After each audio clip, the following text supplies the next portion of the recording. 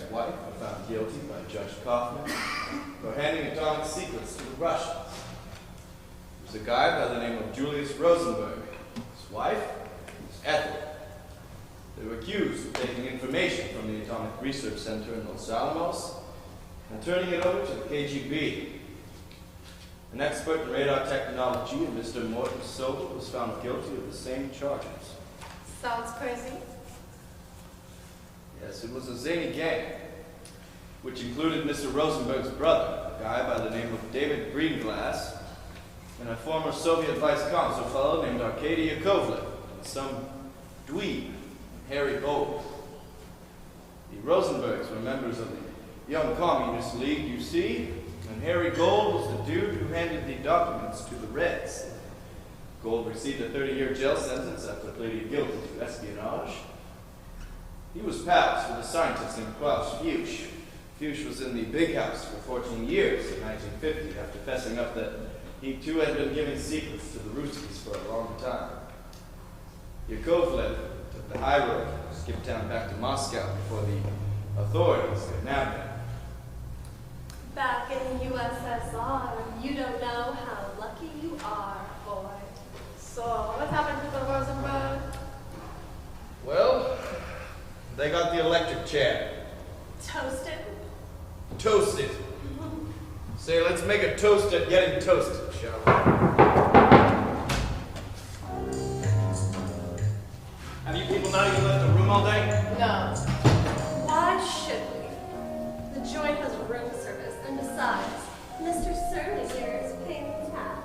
Actually, lady, that's not the case at all. The room is booked under my business partner's name, a man by the name of Thaddeus Lucius Strong, a real hip dude, and he should be here soon. Oh, why didn't you tell us that last night, then? Well, I never tell anything on the first date. I wouldn't exactly call last night a first date. Well, regardless, children, do you know that there are Secret Service agents everywhere?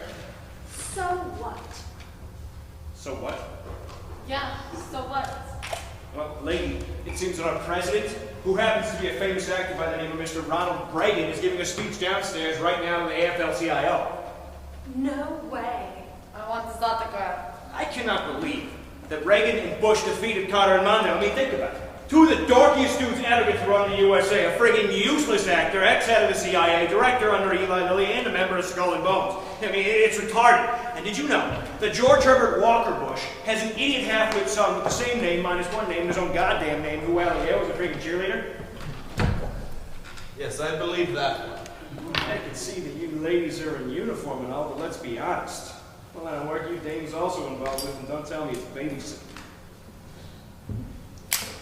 Normally, we like to ride on the Aristotle BRC Concord, serving gentlemen such as yourselves cocktails. Yet right now, we are here to provide Mr. Sincerely with all the required needs of his affection.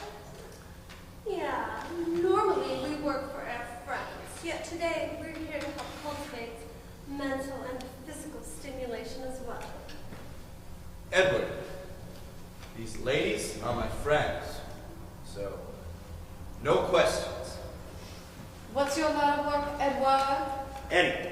Only my male friends are allowed to call me by my birth name. Okay, Eddie. Thank you.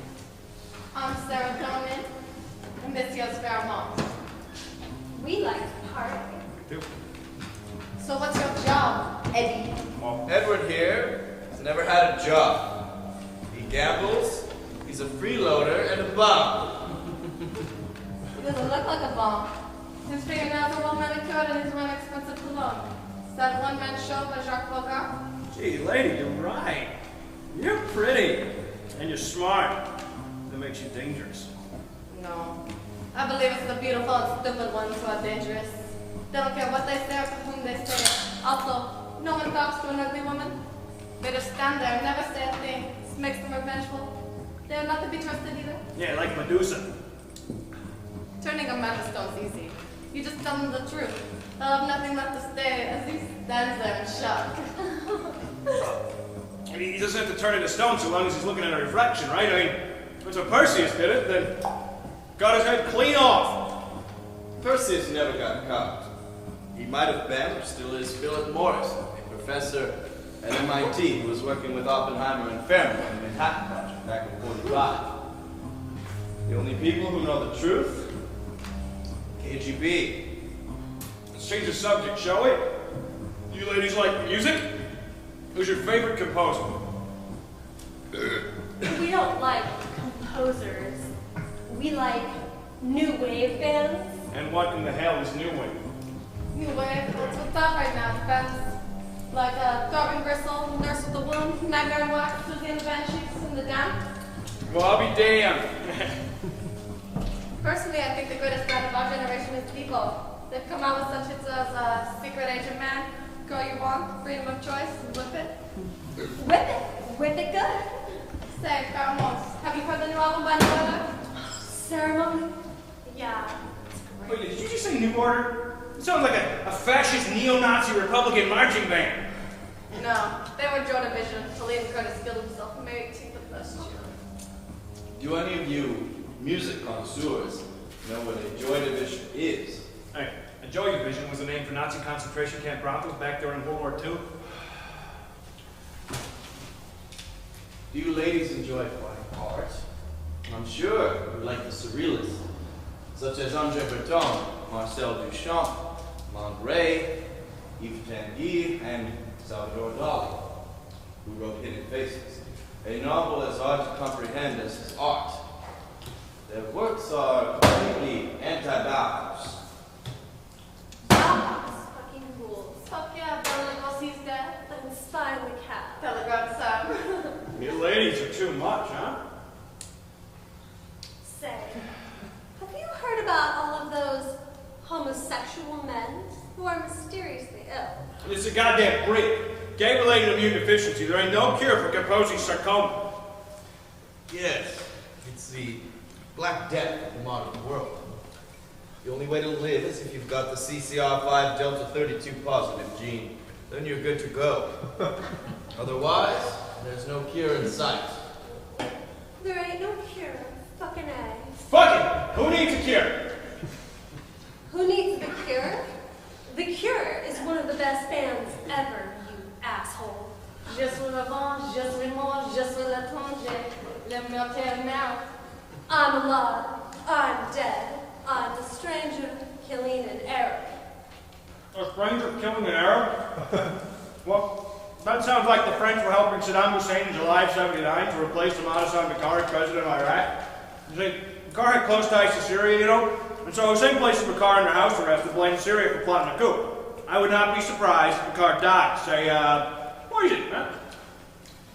Yes, it was April Fool's Day of last year when the pro-Iran al-Nawab Party claimed responsibility for the attempted assassination of Tariq Aziz, who was the Iraqi deputy prime minister in Baghdad.